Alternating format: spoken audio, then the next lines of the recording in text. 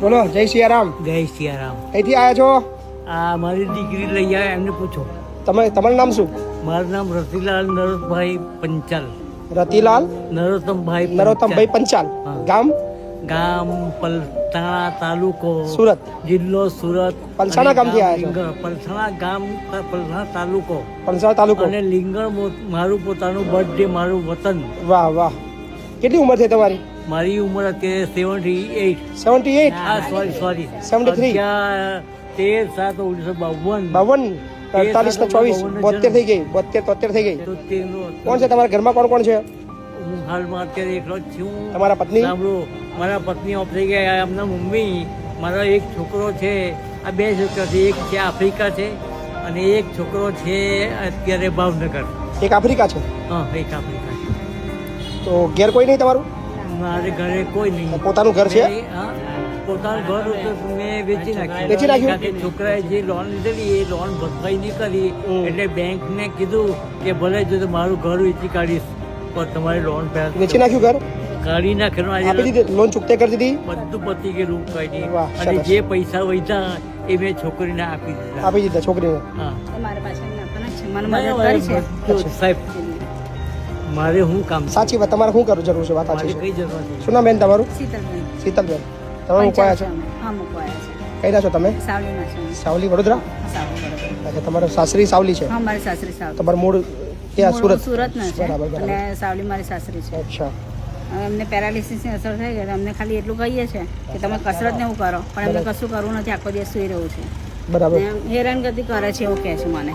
તમે લોકો મને હેરાનગતિ કરે છે. મેં કીધું તમે અહીંયા રહો અને તમને વધારે શરીર તમારું બગડે ના કે તમે કે તમને વૃદ્ધાશ્રમમાં મૂક્યો તો તમારું માઇન્ડ પણ ફ્રેશ રહે થોડું. બરાબર. ના ના, કશો વાંધો નહીં કાકા. ચલો આપણે ઘેર રહો, બરાબર ને? કોઈ ચિંતા ના કરો, અરે, તમે બરાબર? તમે મળ્યા કે ટેન્શન નહીં, હે ને? સાંભળો, તમે જો જમાઈ સાહેબ જમાઈ છો? કઈ વાંધો નહીં. એસટીમાં નોકરી કરતા. એસટીમાં નોકરી કરો છો? હું રિટાયર થયો. કશો વાંધો નહીં. કોઈ ચિંતા નહીં કાકા, બરાબર? હવે તમે મારા છો વડીલ.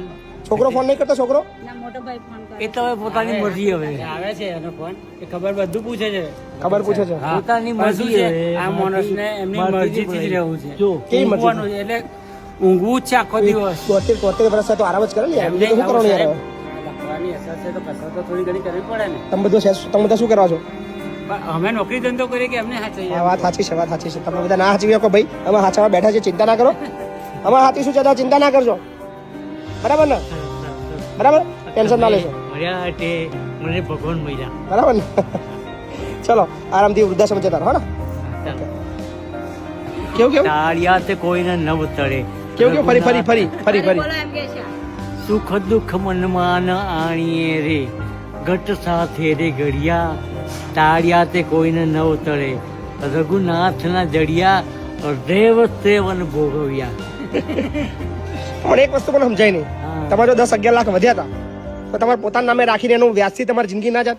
ના પણ હવે મારું કોઈ નહીં એટલે મેં મારી દીકરીને બહુ ચાલો તમે કરજો હવે. હું કાંઈ કરું. આ તો મને ભગવાને એક આવી આ મારી ઉર્જા લઈ લીધી અત્યારે. મને ખાલી ઝાંખો દેખાય છે. બરાબર છે, ઉર્જા મારી ભગવાનને કઈ મંજૂર નહીં હશે એટલે લઈ બરાબર. લીધી છે. બરાબર છે, કઈ નહીં, એને કૃપા, એને સાચી વાત છે. મહેરબાની. એને જ આપ્યું તો એની ઈચ્છા એ લઈ લે, બરાબર ને? એને આપ્યું, એને લીધું. ના ના, કોઈ ચિંતા નહીં, હે ને? આ મને દેખાય કમ્ફર્ટ, પણ આમ સાઈડ નું દેખાતું નથી, એ એમના આભાર. કઈ ચિંતા નહીં, ચલો, હે ને? Okay okay.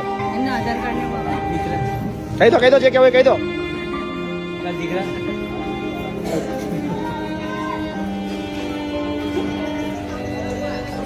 અહીંયા બાપુને જોડે તમને સહી સલામત મૂક્યા છે. સુખી રહો. અમે જોવા માટે આવીશું આવીશું. એવું નહીં કે નહીં અહીંયા.